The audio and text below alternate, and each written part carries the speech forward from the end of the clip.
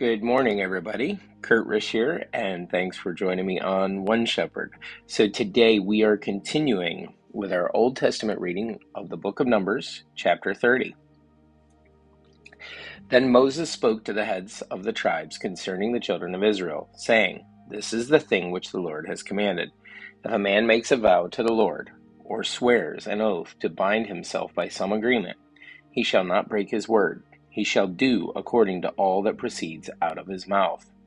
Or if a woman makes a vow to the Lord, and binds herself by some agreement while in her father's house in her youth, and her father hears her vow, and the agreement by which she has bound herself, and her father holds his peace, then all her vows shall stand, and every agreement with which she has bound herself shall stand. But if her father overrules her on the day that he hears, then none of her vows nor agreements by which she has bound herself shall stand, and the Lord will release her because her father overruled her.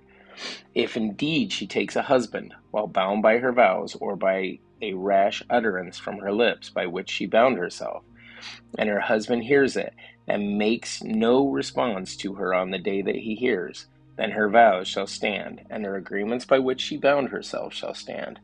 But if her husband overrules her on the day that he hears it, he shall make void her vow which she took, and what she uttered with her lips, by which she bound herself, and the Lord will release her. Also, any vow of a widow or a divorced woman by which she has bound herself shall stand against her. If she vowed in her husband's house, or bound herself by an agreement with an oath, and her husband heard it, and made no response to her, and did not overrule her, then all her vows shall stand, and every agreement by which she bound herself shall stand. But if her husband truly made them void on the day he heard them, then whatever proceeded from her lips concerning her vows, or concerning the agreement binding her, it shall not stand. Her husband has made them void, and the Lord will release her.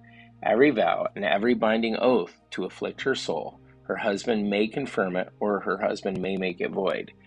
Now if her husband makes no response whatever to her from the day to day, then he confirms all her vows, or all the agreements that bind her. He confirms them because he has made no response to her on the day that he heard them.